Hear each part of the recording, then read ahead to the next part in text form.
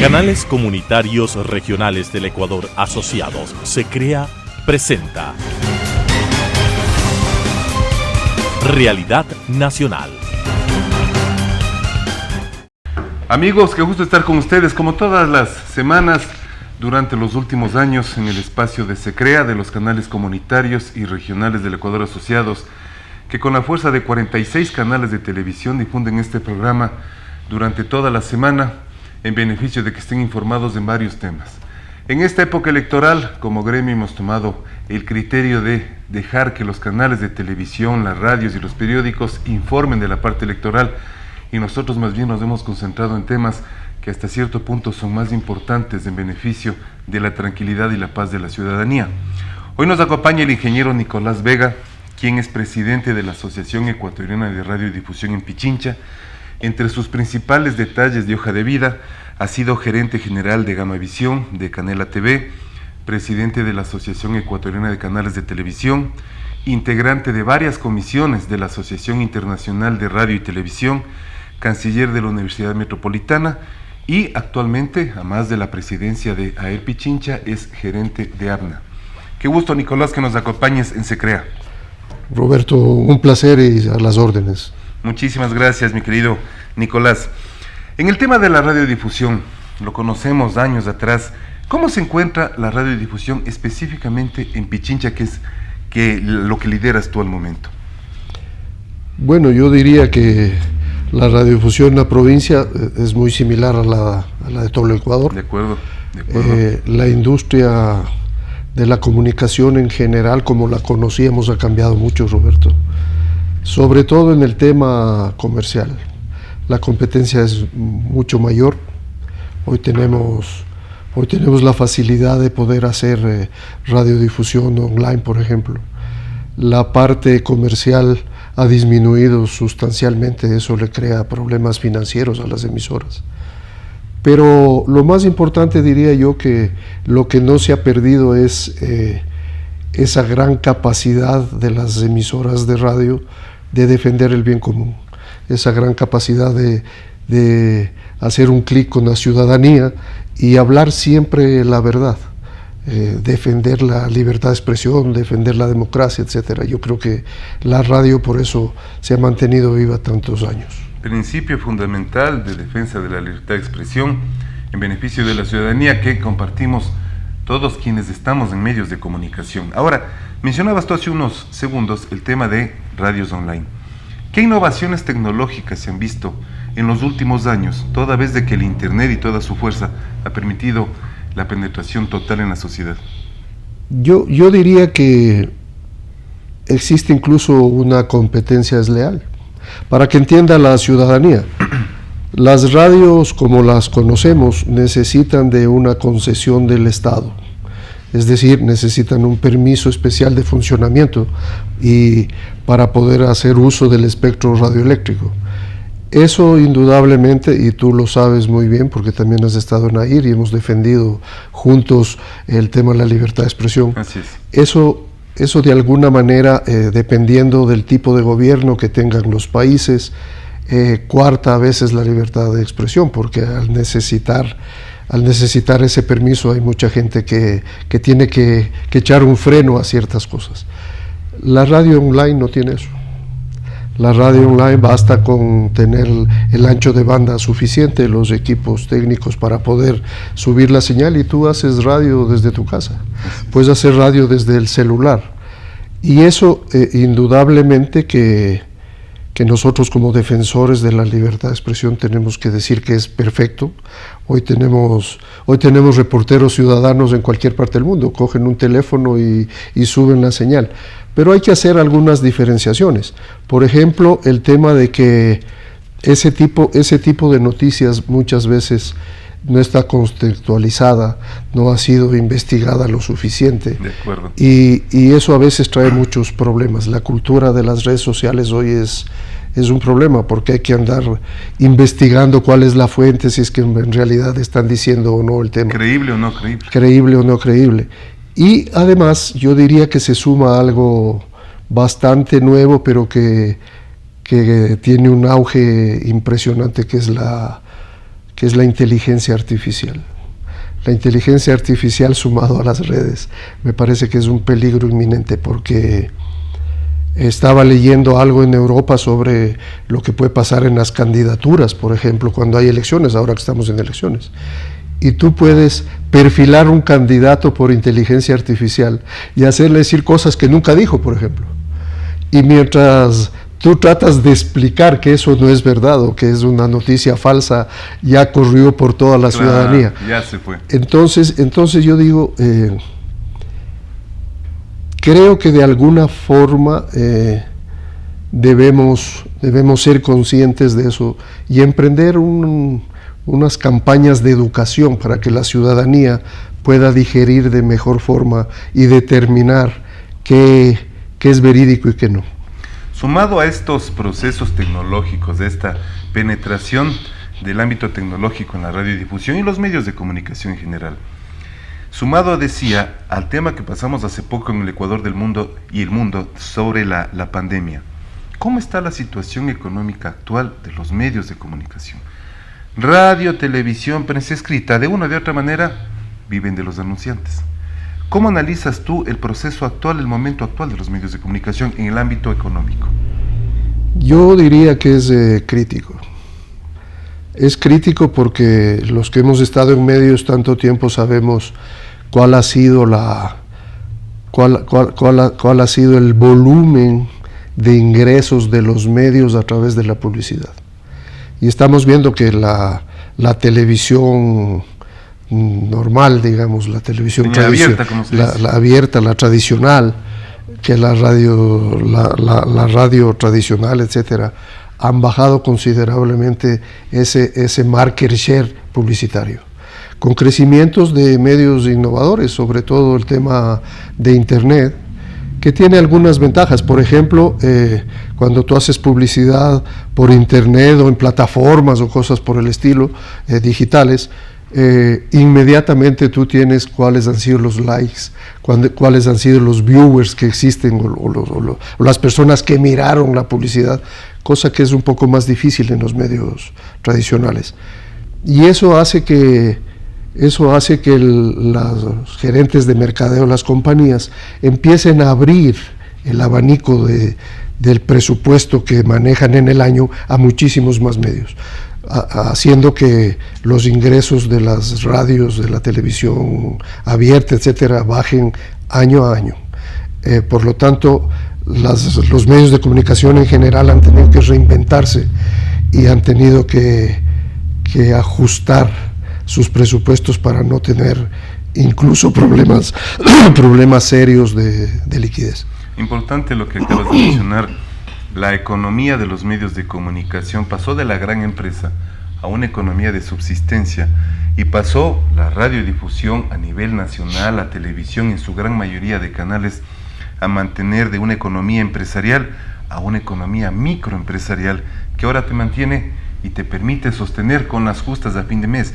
Y a eso sumarle, mi querido Nicolás, de que como concesionarios de frecuencias, explicabas tú hace un momento, frecuencias que están en el espectro radioeléctrico que es asignado por el Estado ecuatoriano. El Estado ecuatoriano al mismo tiempo ha generado varios concursos de frecuencias desde el gobierno del señor Correa, el gobierno del señor Moreno y el actual gobierno. ¿Cómo ha participado el actual gobierno del señor Guillermo Lasso, que está a puertas de culminar su gestión, respecto de los concursos de frecuencias? ¿Ha habido resultados? Nosotros sabemos perfectamente que el último concurso de frecuencias se lo llevó en el gobierno anterior, del expresidente Moreno. Me parece que durante todos estos años el gobierno del presidente Lasso no ha hecho absolutamente nada por el tema de concursos. Últimamente lo que se ha hecho es tratar de sacar un nuevo reglamento para los concursos. Es importante que la ciudadanía entienda algo. El concurso anterior era un concurso general. Se esperó un tiempo, se trató de hacer el concurso con todos los que estaban en ese momento necesitando renovar sus frecuencias y los que querían acceder a a frecuencias disponibles en el espectro. Hoy eso ha cambiado. La ley dice que se tiene que tener un catastro del espectro radioeléctrico en el ancho de banda que se utiliza para la radio y la televisión, y el momento que exista una disponibilidad tiene que haber inmediatamente un concurso. Para eso necesitan un reglamento, necesitan tener toda la documentación legal, digamos, el Estado expedita, y haberlo discutido con los gremios, con las personas que son los que utilizan el servicio. Eso ha sido sumamente lento. Yo creo que ya les cogió el toro, como decimos en la lidia, y no ha pasado nada, pero yo diría que además nosotros como AER Pichincha somos parte del Comité Empresarial Ecuatoriano, y al igual que SECREA, y hemos tenido la posibilidad junto contigo, Roberto, de asistir a los conversatorios con todos los candidatos, pero los candidatos tampoco han dicho nada en relación a esta problemática. Nosotros en los conversatorios hemos hecho preguntas relacionadas con eso, que tienen que ver básicamente, yo diría, con un tema de cómo manejas el espectro radioeléctrico. Que el espectro radioeléctrico, para que sepa la ciudadanía, no es del Estado, como algunos pretenden decir. El espectro radioeléctrico es un recurso natural, agotable, y que obviamente tiene que ser de alguna forma administrado por el Estado, pero pertenece a todos los ciudadanos del mundo. Entonces nosotros decíamos, ¿qué van a hacer cualquiera de los candidatos que, si es que alcanza la presidencia, en relación a este espectro? ¿Vamos a seguir con esos oligopolios en cuanto a telefonía móvil? ¿Vamos a seguir con el tema de cómo vamos a concesionar el tema de Internet, etcétera? Y hacíamos una pregunta, o le quisiéramos hacer una pregunta al gobierno en general y a los gobiernos anteriores.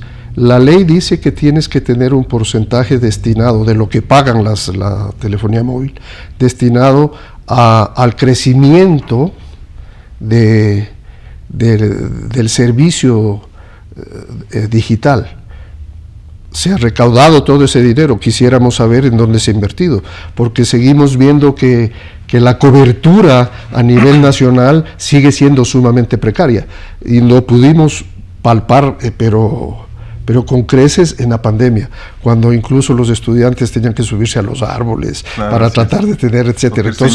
Entonces ese es un tema que me parece a mí que cualquiera de los candidatos que llegue a presidente tiene que tomarlo en serio, porque la verdad es que hoy el tema digital está en primera plana, y lo primero que nosotros tenemos que hacer si queremos competitividad como país es mejorar en todo el tema Internet, digital, etcétera, que es lo que se maneja hoy en la sociedad. Un tema importante de lo que acabas de mencionar es la parte digital. Los medios de comunicación, sea radio o sea televisión, hemos enfrentado propuestas del Estado, sea el gobierno que sea, el actual y los dos anteriores, sobre temas digitales. En lo que tiene que ver a televisión, la famosa televisión digital terrestre, que ha quedado en el olvido después de tantas inversiones de los canales de televisión, no de todos, 35 específicamente. El concurso de frecuencias, como acabas de mencionar, no ha prosperado, no ha avanzado, se nos ha dicho, y en este caso el representante de la radiodifusión en Pichincha, en el caso de este programa como canales de televisión en SECREA, que viene un reglamento, no ha habido resultados al respecto. ¿Algún candidato a la presidencia de la República, de manera puntual, mencionabas tú de manera general los políticos, pero algún candidato a la presidencia de la República ha hablado, se ha expresado con conceptos y fundamentos sobre la libertad de expresión, sobre la libertad de ejercer el periodismo y la comunicación, o simplemente están en la desesperación de captar votos, que ya viene en las próximas semanas las elecciones? Yo diría, Roberto, que es lamentable lo que le pasa a la democracia en Ecuador, porque los que somos un poco más antiguos, siendo jóvenes todavía, cuidado. Estamos en la misma onda. Entonces yo recuerdo, por ejemplo, haber estado en el banco, en el edificio Banco La Previsora en Guayaquil, en una elección donde ganó las elecciones el candidato de ese entonces, Abdalá Bucaram. Y recuerdo obviamente que de alguna forma fue un impacto, porque fue algo muy reñido, digamos. Así fue. Y cuando hizo sus declaraciones, el candidato del Partido Social Cristiano en esa época, el abogado Jaime Nebot, y lo recuerdo claramente porque yo era bastante joven en esa época, dijo un par de frases que yo me las grabé, que era más o menos: con esta experiencia necesitamos hacer una escuela de políticos en el Ecuador. Necesitamos salir a enseñar cómo ser políticos para que la democracia se nutra de mejor manera. Me pareció muy bueno, pero yo digo, ¿cuántas décadas han pasado de eso? ¿Y hemos visto aquello? Desgraciadamente no, y seguimos un poco en el mismo trajín de buscar personas conocidas, de buscar candidatos que de alguna manera puedan arrastrar el voto popular, pero no vemos que exista una coherencia real en todo lo que se dice o se hace. Y siendo esta una elección especial, digamos, por lo que significó la muerte cruzada y porque se acortaron los tiempos y porque mucha gente no estaba todavía esperando que exista una elección para presidente o para asambleístas, vemos que sigue siendo exactamente igual. Y en los conversatorios vemos que los planes de gobierno están como hechos al apuro, porque hay que cumplir. Pegado con babas. Exactamente, porque hay que cumplir la legislación, etcétera. Entonces, cuando hemos hecho preguntas como esas, o las respuestas son sumamente genéricas, o simplemente mejor ya no preguntamos porque sabemos lo que van a decir, pero nadie se ha expresado específicamente en relación a eso. Sin embargo, siempre va a estar de moda porque sabemos que dependiendo de las tendencias políticas, habrá unas personas que dirán: hay que intentar ver cómo controlamos lo que sale por internet. Y mucha gente dirá: ¿y por qué tiene que controlar lo que sale por internet? Otros dirán que la prensa es sesgada, etcétera, etcétera. Seguirán los mismos discursos y seguirán las mismas temáticas, cuando nosotros lo que realmente sabemos es que la autorregulación es fundamental porque es la mejor forma de ejercer la libertad de expresión con responsabilidad. Nosotros sabemos perfectamente que cualquier sanción o control tiene que ser posterior. Existen las legislaciones suficientes alrededor de eso para incluso juicios penales, civiles, lo que fuera. Pero claro, siempre, como decía algún amigo, existe ese sueño de opio de controlar todo. Y ese es un problema que va a existir siempre. Un sueño de controlar todo, claro. Uno es el criterio y la ausencia, que nos hemos dado cuenta los ecuatorianos que estamos en medios de comunicación y somos afines a la defensa permanente de la libertad de expresión. Decía respecto de los candidatos a la presidencia. 8 candidatos que poco o nada han dicho de la libertad de expresión. Ahora, ¿qué análisis te merece? Como empresario, como comunicador, como dirigente gremial, como profesional ecuatoriano de futuro, respecto de las acciones que han tenido los 3 últimos gobiernos, incluido el del señor Guillermo Lasso, respecto de la libertad de expresión. Más o menos 18 años que los medios de comunicación y el periodismo ecuatoriano, de una o de otra manera, hemos enfrentado ciertos momentos. De manera general, ¿cómo analizas tú el manejo de la libertad de expresión en el Ecuador? Yo quisiera empezar esa respuesta felicitando a los periodistas y a los dueños de medios que valientemente han enfrentado siempre, en unos casos persecución, en otros casos insinuaciones, en otros casos legislaciones, etcétera, y nunca han dejado de perseguir el conseguir la verdad. Y conseguir la verdad para manifestarla abiertamente a la ciudadanía. Pero alrededor de eso yo creo, Roberto, que también tenemos que estar claros en que mientras existan las concesiones, etcétera, habrá presiones, pero que de alguna manera llevamos 50 años lidiando con ello.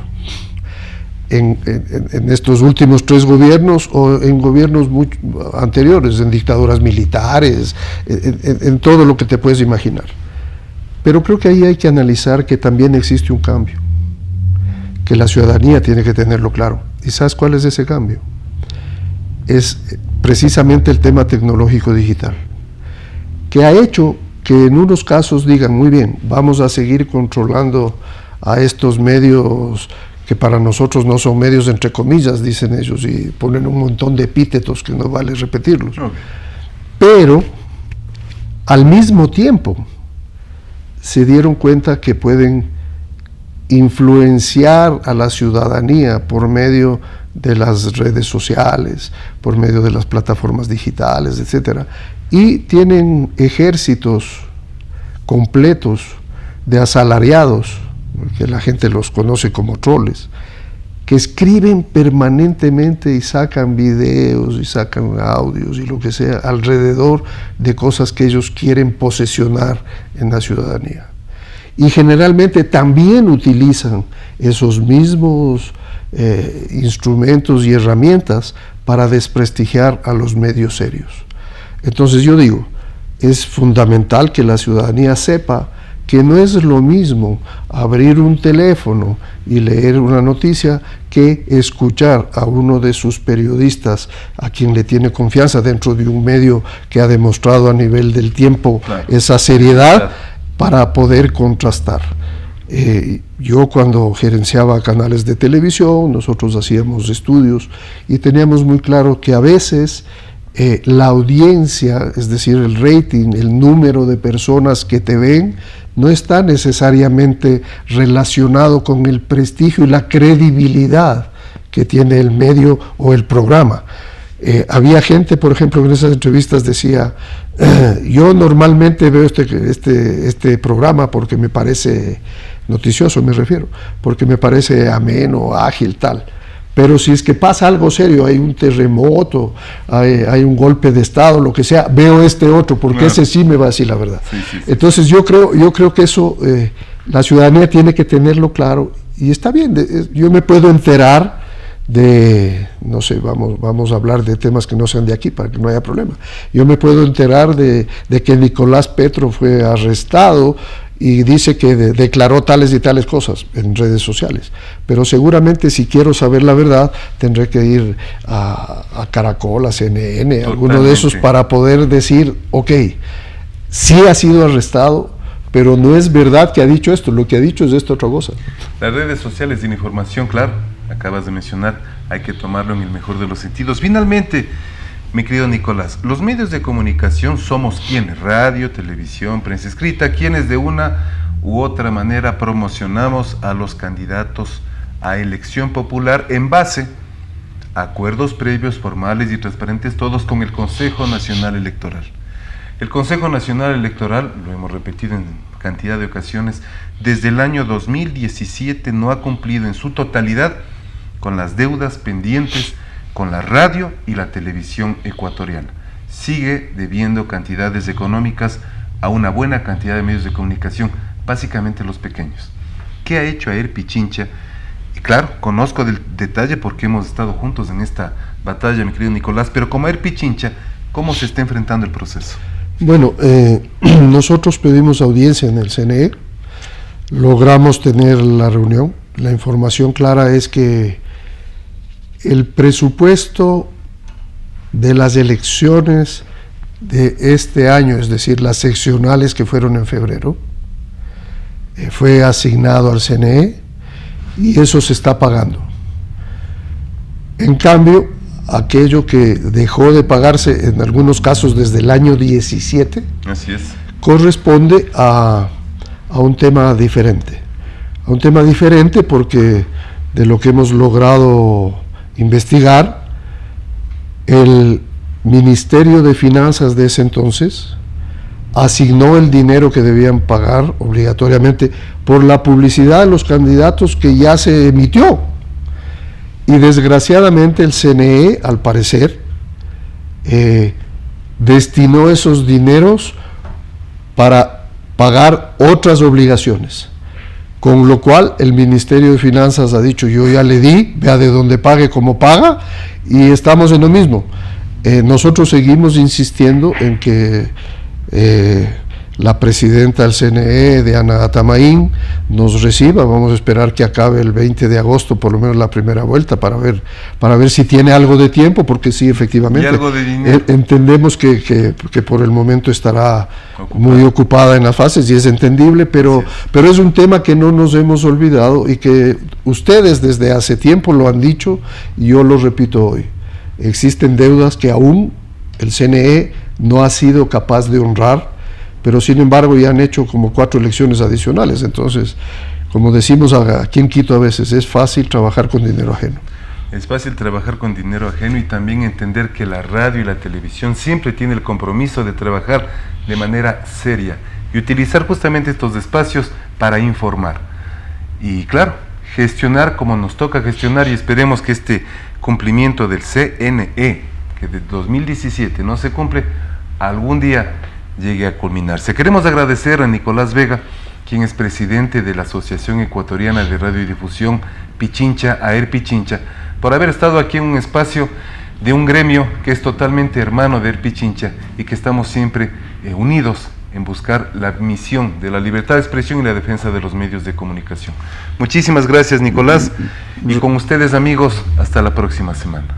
Transmitida por Ecuador TV, Unción, Nord Visión, Color TV, OK TV, Canela TV, TV+, UCSG Televisión, Costanera, ABC TV, TV Norte, V Televisión, TV Agro, Manavisión, TV Manavita, Saracay TV, Teleandina, RTU, Asomavisión, Telesucesos, Unimax, Ecovisión, Lidervisión, TVS, Ecuavisión, Telegalápagos, Telemar, Televisión Católica Los Encuentros. Canales Comunitarios Regionales del Ecuador Asociados, SECREA, presentó Realidad Nacional.